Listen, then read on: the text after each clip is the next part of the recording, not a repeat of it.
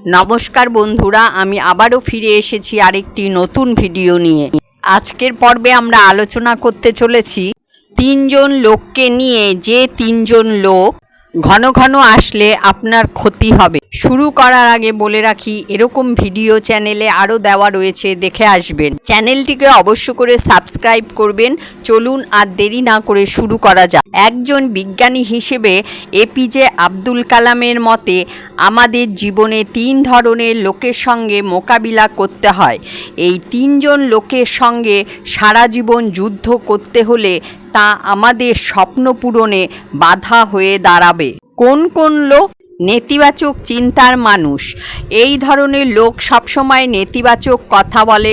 তারা আপনার স্বপ্নকে ছোট করে দেখে এবং আপনাকে নিরাশ করার চেষ্টা করে। অলস মানুষ। এই ধরনের লোক কখনোই কিছু করতে চায় না, তারা আপনাকেও কাজ করতে বাধা দেয়। মিথ্যাবাদী মানুষ।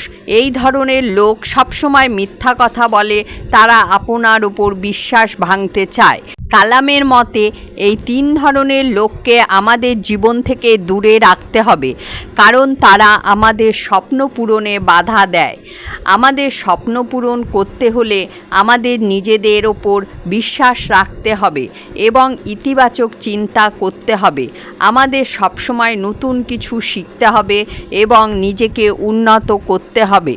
আপনিও যদি সফল হতে চান তাহলে এই তিন ধরনের লোককে চিনে রাখুন এবং তাদের থেকে দূরে থাকুন। আজকের জন্য এ পর্যন্তই বন্ধুরা, দেখা হচ্ছে পরের ভিডিও। চ্যানেলটিকে অবশ্য করে সাবস্ক্রাইব করুন। চ্যানেলে এরকম ভিডিও আরও দেওয়া রয়েছে, দেখে আসবেন। সকলেই সুস্থ থাকবেন, ভালো থাকবেন। ধন্যবাদ।